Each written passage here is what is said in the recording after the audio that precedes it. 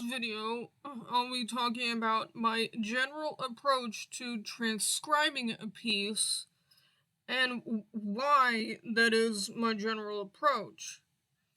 I'll also be showing how I find the piece and figure out what tempo to put in the score. So first, I'm gonna search for the composer.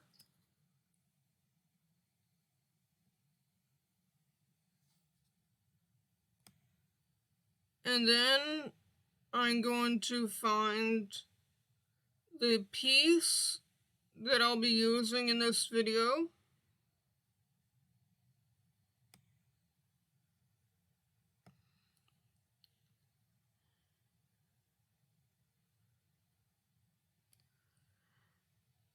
And then I'll download the PDF, and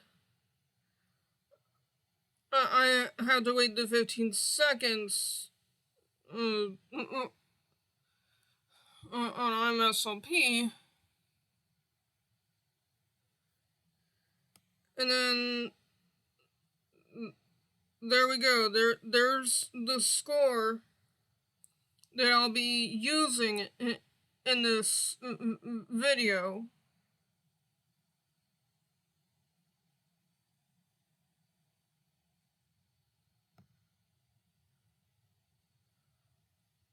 So then I find a recording of the piece on YouTube and use that as a guide for my tempo.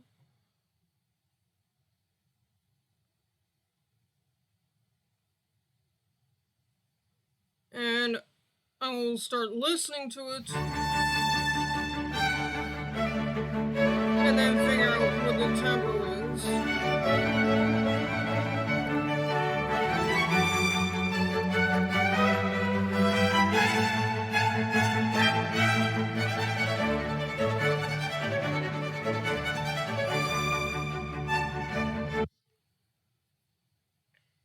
And I generally listen to just a short bit, just enough to get the tempo. In this case, it's around 145 beats per minute. So now I'll go into the new score and create from template, chamber music, string quartet, D major, 4/4,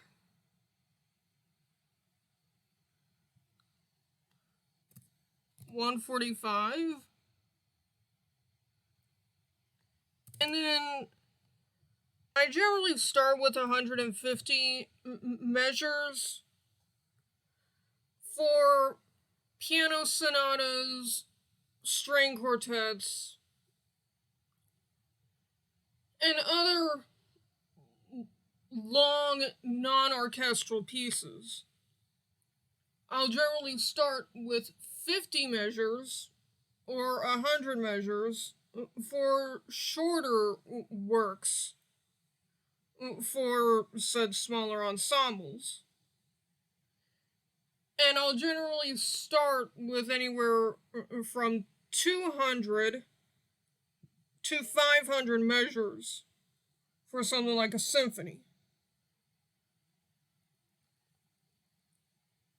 Okay, so I'm going to put in the title of the piece, Divertimento in D.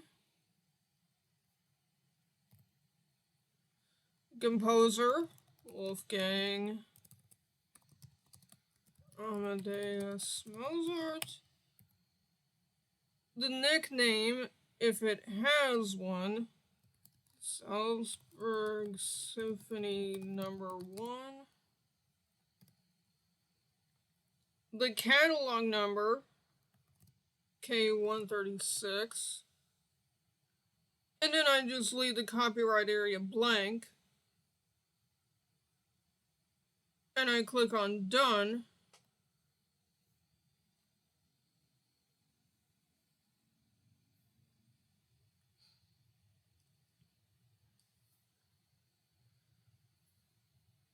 And then I've got the start of my score.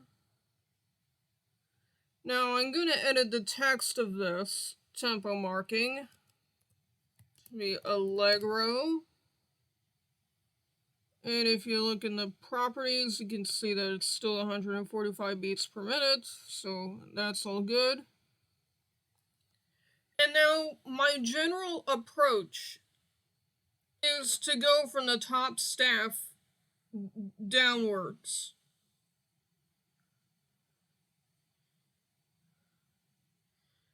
But not just to go from the top staff downwards, but to go to major structural points in each of the staves.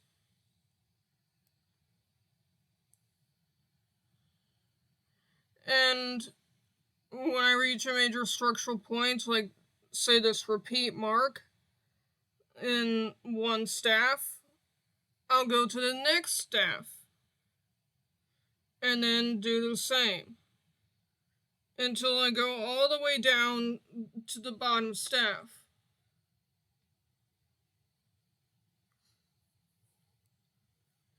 The reason that this is my general approach is because for orchestral scores, it especially makes sense because the woodwinds and brass tend to have fewer notes than the strings. And so I'm getting more done per hour early on with the symphonies than I would be if I just went to each staff at random. But also, it just makes sense from a reading standpoint.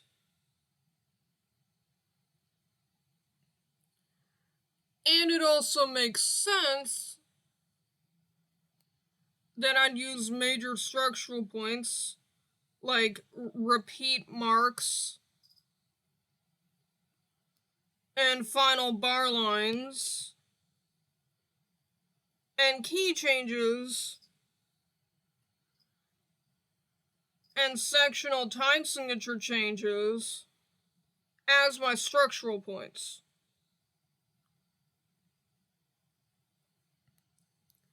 Now, to see this approach in action, I'm going to be transcribing this piece.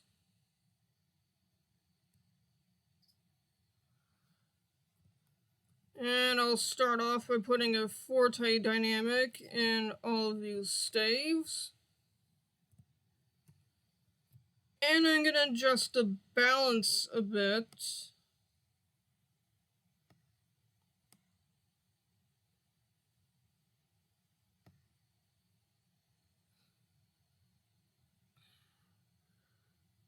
Because the cello, and especially the viola, are quiet. So I need to bring those up in the mixer.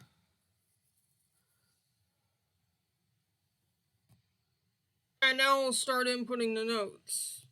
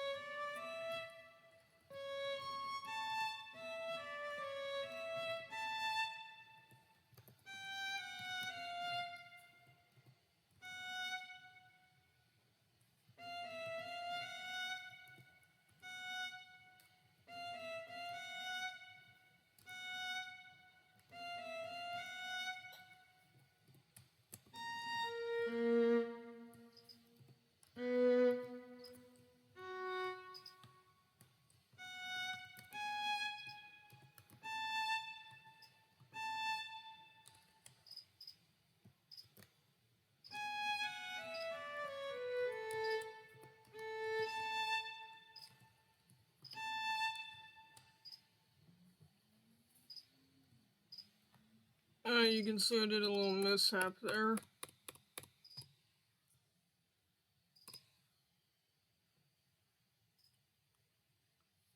8ths instead of 16ths. That happens.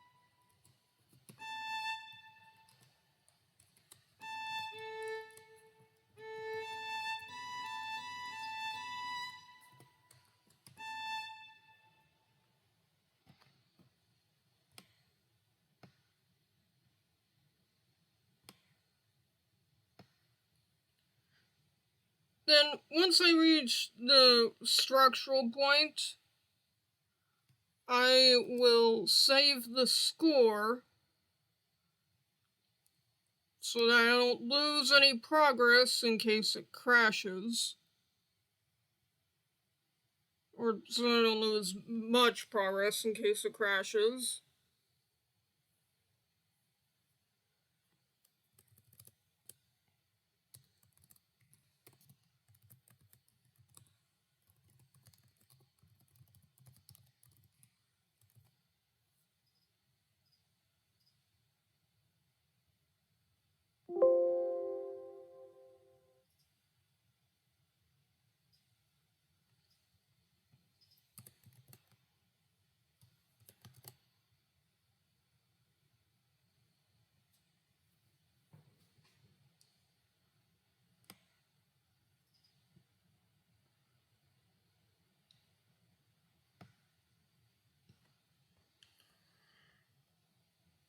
And then I'll start the next staff. And you can see that I keep these palettes open. I will keep them open for as long as I need them, which is generally all the way until the end of the score.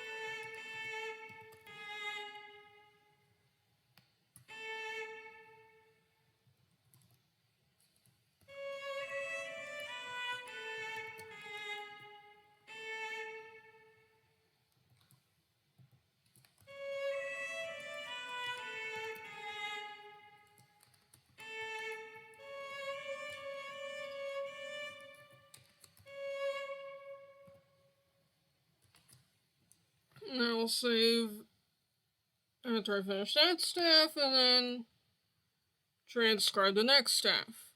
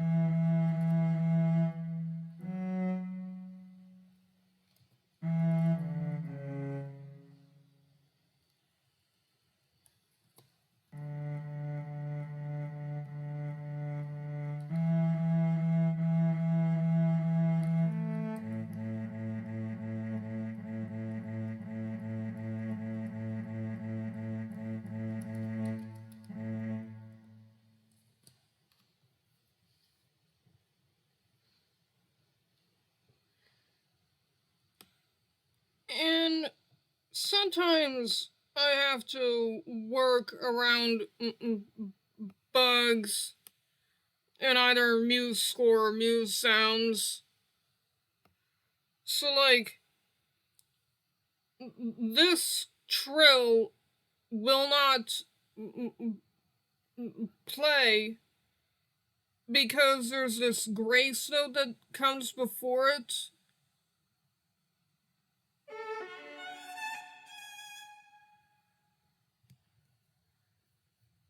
So to work around that, I had to go into the instruments, violin 2, add another staff to that for proper playback. I'll make these notes silent.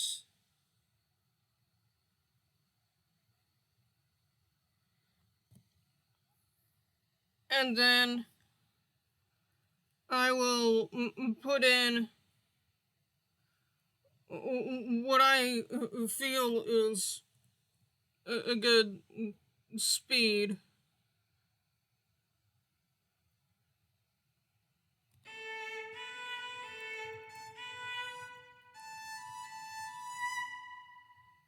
Of alternating notes.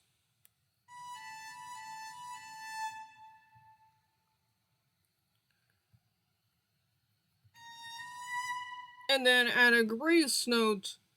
And now this is going to sound properly. It's going to sound like a grace note that leads into a trill, just like what's notated here. And then I'll hide that playback staff. Now in this case, I didn't have to do that to any of these other instruments. But there are cases where I might have to do that to other instruments. It's especially common for me to have to do this playback staff thing with piano, because I'll very often see in Mozart and Beethoven and the like these grace notes that lead into trills in piano, and trills that are at a very slow tempo, in which case Muse Sounds takes it much too slow in my opinion. And so I use a playback staff to get more of a trill sound at those slow tempos. And I'll use a playback staff for other things too, like proper playback across staff arpeggios and such. But ever since the ability to natively put in chromatic ornaments became a thing in MuseScore, I've used the playback staff workaround a lot less than I used to. But I still use it sometimes. So now we're going to listen to what I have transcribed so far of the piece.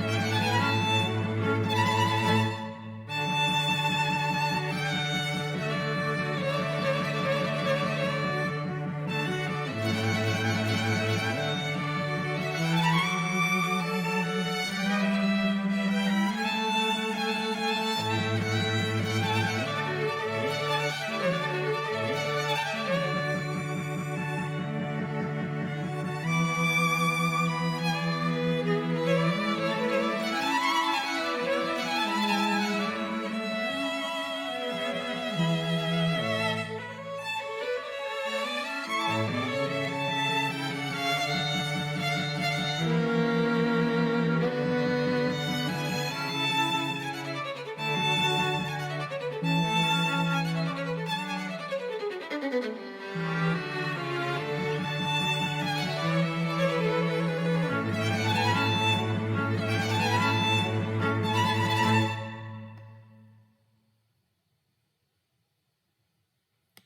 then I would continue transcribing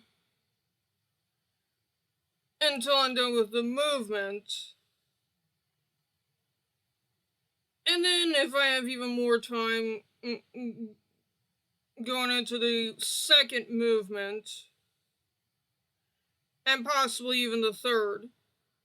With Mozart, in the chamber music pieces at least, and the piano sonatas too, I often am able to finish a whole movement or two in 1 hour. But with Beethoven, I'd be lucky to get to the first repeat in 1 hour. And with symphonies,